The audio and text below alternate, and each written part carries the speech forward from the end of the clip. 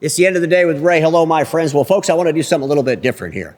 I started my 8th season in August, so I reached out to my friends at Impact Studios, and I said I want to do a roundtable discussion. I want to have some individual interviews, but I want to just share my gratitude to Impact Networking. They've been a big part of the story for the end of the day with Ray over these last 8 years, and I've always enjoyed coming to the studio and working with their team and interviewing their team and getting that thought leadership out in the marketplace. But man, folks, 1,400 videos, and I reached out to Frank. I said, man, I did a lot of that stuff in your studio. And there's a lot of interviews that we've done, and that's kind of what you see behind me here. And it's just been such an honor to come to the community for these last 8 years. And I look forward to another 8 years unless I drop dead or retire. But folks, what we're going to do today is I'm going to sit with some of the executives. They've got some new executives on the team. We're going to talk about how AI is impacting not only the company itself, but they want to take it out and help end users use AI to help their own businesses. So yes, my friends, over the next couple of interviews, you're going to realize that Impact Networking has figured out a way that they could get revenue from AI. So without any further ado, let me join the team. And folks, I got to tell you, anytime you have a chance to listen to Impact, whether they're a competitor or not, you're definitely going to learn something from these folks because we all need help. And Frank and his team have always been generous in sharing their best practices and sharing their thought leadership from their executives, and I hope you all do appreciate that. Ray, it's been 8 years. It's unbelievable. It's crazy. 1,400 they episodes. say time flies when you're having fun. So and I got to tell you, Impact Network was a big part of that strategy and a big part of what I've done, my success. I appreciate that. Frank's been a great help to me, and now you're in charge, so it's great. But I think I've done about 50 episodes just with the Impact team, so. We're just getting started. And I'm looking forward to more. And I'm excited about today because, the whole damn world's talking about AI. And you read some statistics out there, and half the AI projects are failing. It's a big pain in the ass for most people to even, implement. So, or I believe we have really bad people telling us about AI. Number one. Okay. I mean, I could start a series, The End of the Day with Ray, and become an AI expert because I read a book or I went to some convention somewhere, and it's just crazy. And I see a lot of that in our industry. So, what I really want to focus on today is first, I'll let you guys introduce yourself. Most people know my good friend Mike and Anthony. We got some new executives on the team. So let's start with the new executives. And Erik, go ahead and tell us who you are and where you come from just a little bit so the audience can know. You got it. So my name is Erik Carlsen. I'm our Chief Sales Officer. Been in the IT services industry for about 25 years. And I'm leading all the sales charges across Impact now. So heck of a responsibility and an amazing team. Well, you picked the right company. Yeah, we did. Yeah, and I'm Rob Wellen. I'm the new Vice President of AI Strategy and Customer Success. So my background has always been in technology implementation. The last 10, 15 years has really been heavily focusing on data and AI, so I have a master's degree in it. So my responsibility is leading AI governance and strategy internally, but also externally with our customers. So exciting role. Cynthia? Yeah, I'm Cynthia Bennett, the Chief People Officer, recently promoted to this role. I've been with Impact for 12 years, spent majority of my time in the talent acquisition space. So now I lead our people teams, so talent acquisition, human resources, and learning and development. And really what my role is focused on unifying those three divisions together into one and ensuring that people is at the front of our strategy as a business and really having that people seat at the table with our senior leadership. Well, without the people, there ain't nothing going to happen. Right, yeah. And I think, let's kind of start with that. So Impact Networking has always been on the forefront as far as I'm concerned. Innovation doesn't come with directions. It really writes them for those that follow. I think you guys have been writing a lot of directions. So when you think about Impact implementing AI, it's twofold. I think the vision would probably be that one day we're going to take this and really be able to help our customers with AI along with other services. But internally we have to do it because you always eat your own dog food or drink your own champagne, whatever you want to call it. But how has the process been? Like when did the light go off? We got to get in AI. We have to understand it. We have to bring in the right human capital. And then walk me through the processes a little bit from each of your responsibilities in the company. So Anthony is, the COO, and I guess we'll start with Mike as the CEO. What drove this whole process to get going? Well, AI is a big buzz right out there, and everybody's talking about it. To your point here a few minutes ago, the biggest thing for us is just getting a better understanding and how can this drive efficiencies within our own business And then how can we bring this to the market? So first and foremost, it starts by having great talent. So you've met John Evans before. He kind of leads the back end side of that, of the operational side of the business. But we need somebody really strong on the front end to coach and lead and help develop our salespeople. So when they're going to the market and having these conversations with customers, they know what they're talking about. So the idea was to bring in, Rob and allow him to kind of build the plan out, build the strategy, but get the people trained appropriately. Because Rob can't go on every single call, right? That's not the point of this. It's to cascade, right, across the entire business and build that, education. So then we can go and get, proper use cases in the field. But it starts with us doing it internally, because that's a great way to say, hey, this is how we're using it. This is the efficiency that it's drove. Let's understand where the pain points are for the customer, help educate them, and then drive excellence within their business. I had the pleasure to be at the marketing company on Wednesday, and I attended a webinar, and then I talked with one of the associates that's involved with the AI, Anna. And the way she was talking about AI, I immediately recognized. I said, you're the only one other than me, I think, that talks about it as a person. Yeah. My person for AI is Al Overview that works at Google. But when you think about AI as an actual thing, as an entity, and it's part of the team, and then you have to do everything you would do with any other team member. I mean, you got to make sure that you get buy-in. Does this team member, this AI team member, kind of fit in with the organization? But Anthony, from the COO's perspective, when you guys get together, how do you drive the communication at the executive level so that we can all be in tune, I guess, if you will? Because when you go, you got to. How many employees you guys have now? I think it's like 800 employees. So it has to start at the top. Will everybody agree with that? If it doesn't start at the top, it ain't going anywhere. Yep. Yeah. So how does that look, and what kind of conversations are you having on a regular basis that are AI dedicated? Yeah, I think the one thing about impact, which by now, is when we get into something, we go all in. So our perspective is, when we're talking about moving into the AI space, it's not dipping our toes in, it's not trying things out. We immediately, as Mike said, we promoted John Evans to the Chief AI Officer position so that he can really push that initiative forward. We hired new people on board like Rob Wellen and Anna to drive that. We, pulled over development talent from other divisions within Impact to move that forward. And the big thing that we did communication-wise was, we had traditionally had a division of Impact, which was called the Managed Digital Transformation Division, which worked with DocuWare and low-code development and software as a service. And we're really trying to reinvent that as an AI-first division. Okay. So it's not that we're not doing those other tactics, but now we're driving forward with AI. And when Rob and his team's in the field, it's all about how are we pushing AI into the companies we're working with. So I think that actual rebrand of that division was the biggest communication piece to the market and to our employees, to show that we're serious about doing that in our business.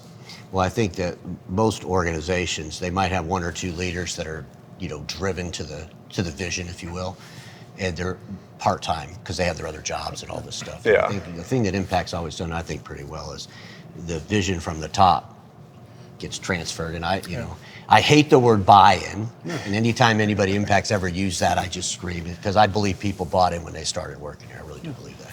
If you join an organization that is constantly in the process of improvement, which you are, there's always change. So you don't really have to run around and get buy-in. But they need to see that from the top level down. And the digital transformation as a service was so unique in its own right. Yeah. And it's not really that you're replacing any of that, because that's all about data. Yeah. And AI is data. So, Erik, so you come to Impact, you're in charge of this massive sales force. How many sales people we got out in the market now? Around 160. So 160 sales reps, and they're all AI experts. They've taken the test. 100. Yeah, exactly. By the way, thanks for that, Ron. That's been fantastic. Yeah, no. I would say that they are all AI conversational. So we have a guy running a sales force, and it's a mixed sales force. We got people with different talents. We got print people. We got the IT people, the security people.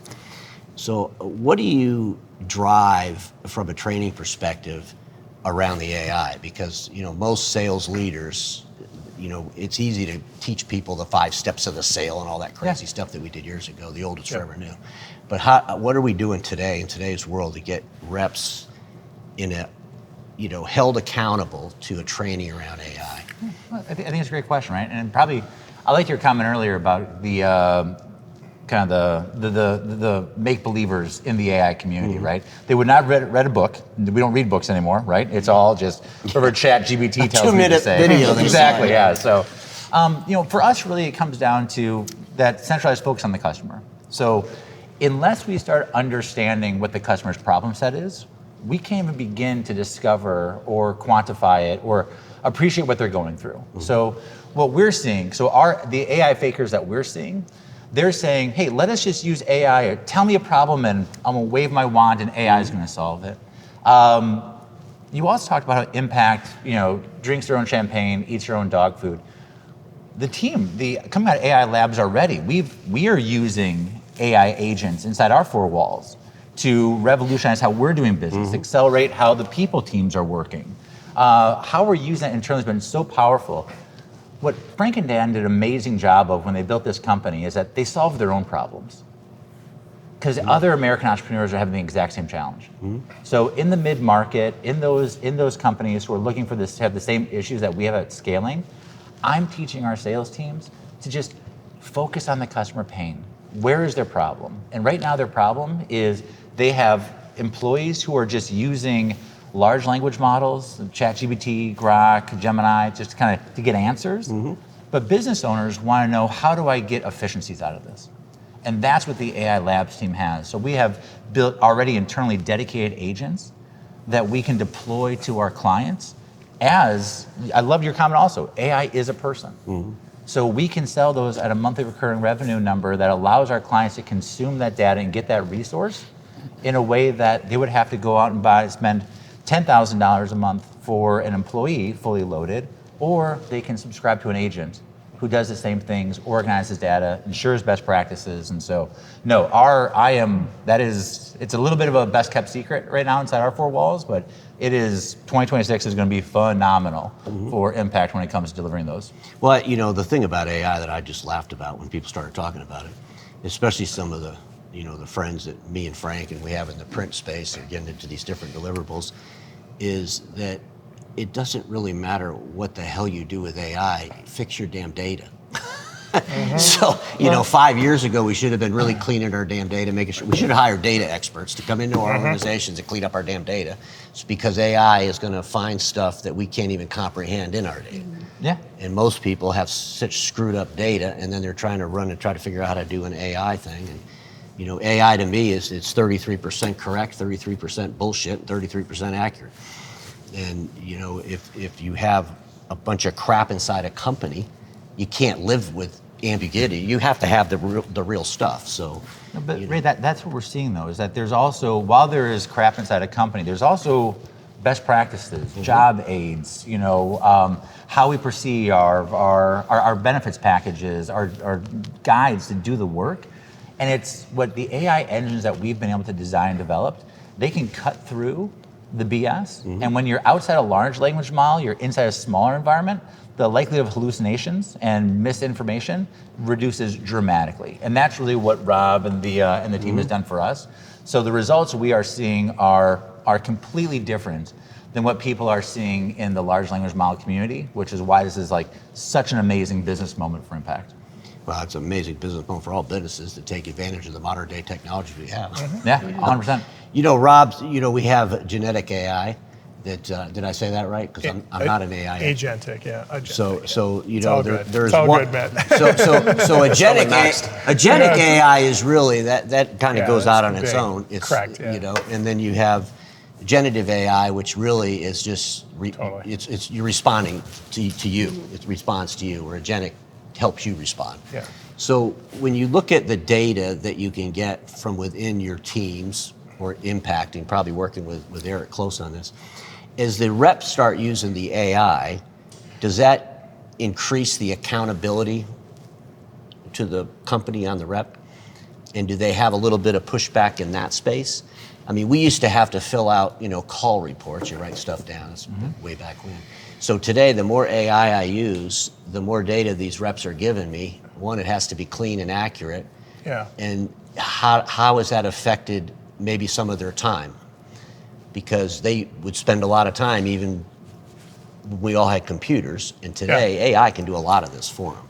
So how do you manage that or help the reps through that process? Yeah, I mean, I think the big thing for us is really our customer experience, like, and using AI and how to affect that. I mean, I think for us, we've got all the tools that are needed out there in the market to make our sales team more efficient and more effective, from like transcribing meetings to doing customer follow-ups on all that, to kind of even generating quick responses, right? So their experience with us is better, right? And for us, the key is really going to be just how do we link all that together, and then train our sales teams to really figure out that as a process so they can serve our customers better. Right? Well, I mean, if they all put the right data in, yeah, you're going to have an amazing, I mean, sooner or later, because AI is smarter than all of us, so Yeah. sooner or later the AI is it could realistically create a persona of the perfect rep, it could, but still. which goes to Cynthia. Yeah, but still, in the world of AI, it's all about relationships, Yeah. right? It's all about this, and building trust is a big deal. I think in AI, that's going to be even bigger. That's going to be even bigger than it was before. And so for us, it's really, how do we help our teams and our reps, use it to, have that experience, to go faster, to increase their quality, right? Those are the key things, and those are the hard things that, that we're working on right now. So. Cynthia, you're out there trying to bring talent into the company, and that's probably tough in its own right, because you're going to the top 1%, 2% people. That's what we want, right? Yep. So how does AI impact the recruitment process, either to help you get people, or what do you look for in the people that you actually want to bring in? Do they need to be Sure. any education around AI, or Yeah, absolutely. It's affected the recruiting space tremendously, just from a tool standpoint of what a recruiter has access to. And I think that, like everybody says that AI is going to replace jobs, and like people talk about that all the time. But in professional services, going to your point, like it's not going to replace those jobs that require in-person relationship building and those professional services jobs. It's going to enhance them and give you the tools to do the job better. So from a recruiting standpoint, the tools are out there to build a persona, send me a list of all these people that hit exactly what I'm looking for, build me an automated message where I can send them a customized message based on what's on their profile. All of the tools are great. But if you're not using it as a tool, if you're just using it to click send, you're just going to be in a sea of all the other recruiters out there and not standing out.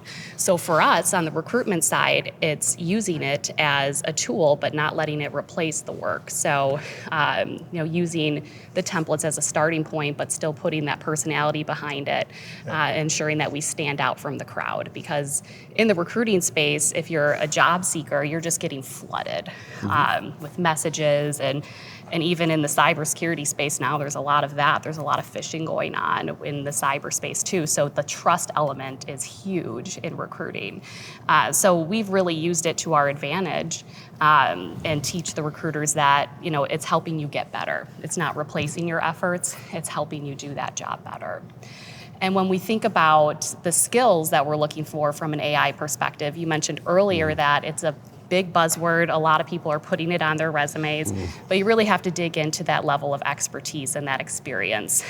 So for Rob's division, that is an experience that is, we need somebody that has experience selling these services, building these services, and can actually bring that knowledge and be an advocate to the customer and teach and storytell. So, we have a very thorough process in how we are identifying that type of talent to bring into our company. And in regards to people as a whole, when we think about our culture, we spoke about John Evans and his team and how he's leading a lot of internal operations. We really talk about, how do we keep people-centric and the human-centric dynamic of our company while bringing AI. So we don't want AI to replace that.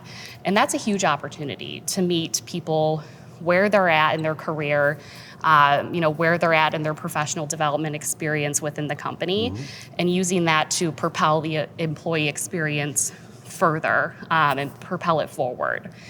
So we've talked about, building in like skill taxonomy so we can have an understanding in a database of all the skills that exist within our company today, what role that employee is in, and then again, meeting them where they're at and giving them an understanding of career paths available to them, learning paths available. So it's a really exciting time. I feel like we're just scratching the surface, on the recruitment side, and then also on the people side once they are an employee of our company. I was thinking about this just now as you were talking, but when you move, well, I would just say upscale in human capital,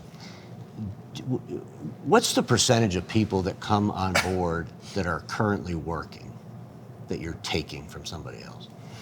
Yeah, that's a great question. So I would say like 65%, maybe 70% are people that we're going and headhunting, sourcing, bringing into our company. And we've always ran our recruiting team like a sales team. Impact is a sales-built company, so when we built our recruiting team, that's exactly the way we ran it. Our recruiting team had quotas, they had to hit certain numbers, they still do, very metrics-based, and then of course quality-based as well. Because that's where the talent is, the best talent, is you want to take them out of the company that they're doing well in. And then of course pairing that with really great job advertising so you can meet people that are in the market ready to move, so it's balancing both of them. But I would say 65% roughly. That's pretty good. What's in the hopper? We got sales hoppers, I think you guys have a meeting later, what the hell's in the funnel kind of thing. So if you look at the human capital that's in the impact hopper, how many people is that, you think? So in regards to people we would be ready to promote to different roles or within hire the company. that you're looking right now, because you got 800 employees, you got people leaving all the time. It's just the dynamic of the world we live in. Sure. So, yeah, so I would say that right now we probably have about 40 open roles that we're looking to hire for, and I would say about half of those are a part of sales, and then the other half operations and support across the company. And then promoting from within is always the first thing that we look to do, of course, and that's a big piece of our culture, and a lot of us here at the table have been promoted from within.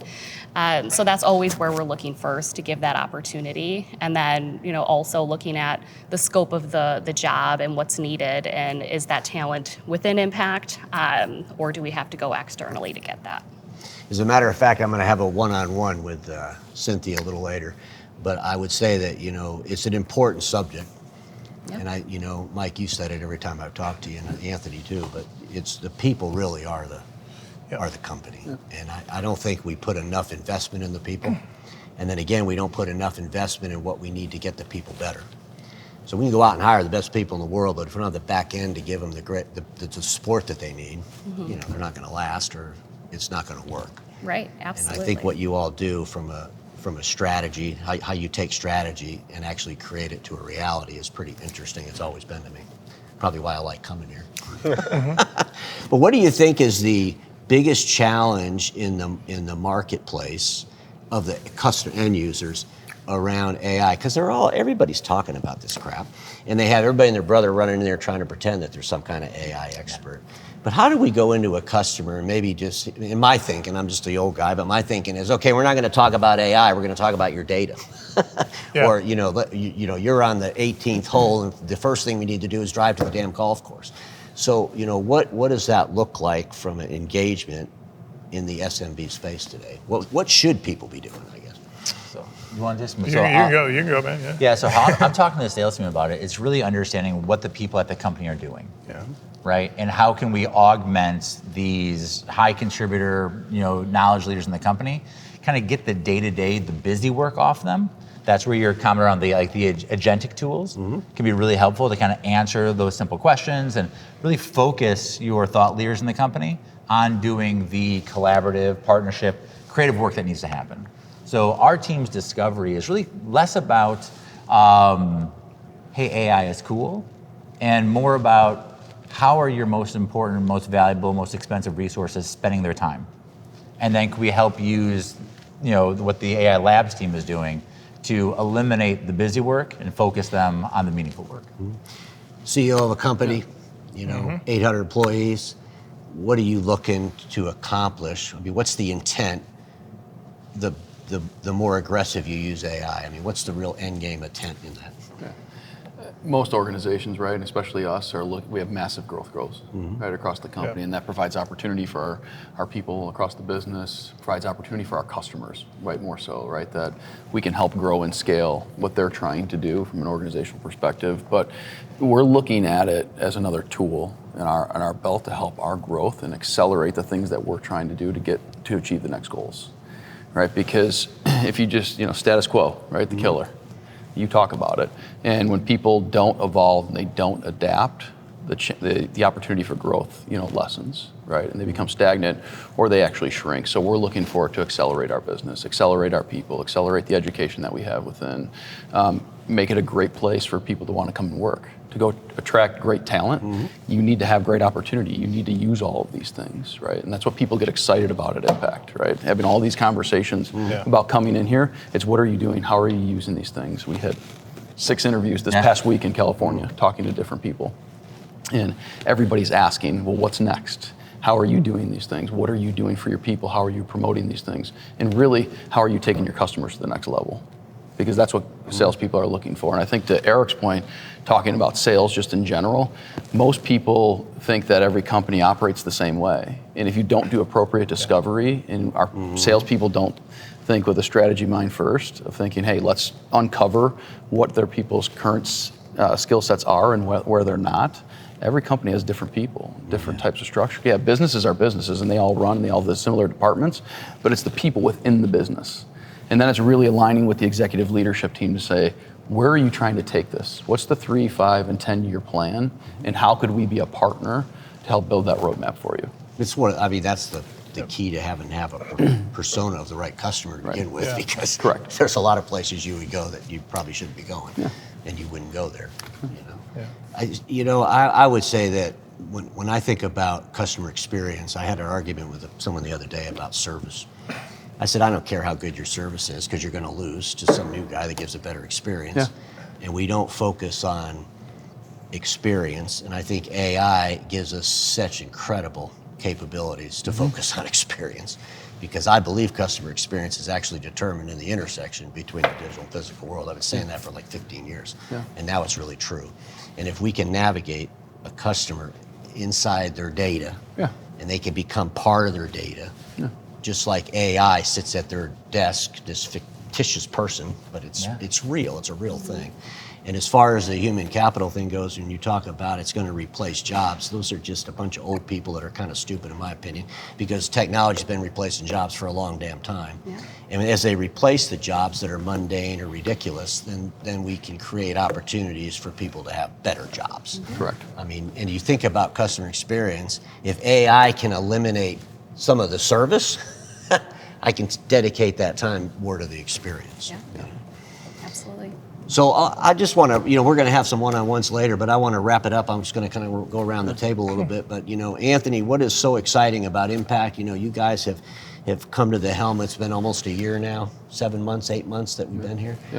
How are things going with you, and what's your biggest challenge, and what are you excited about?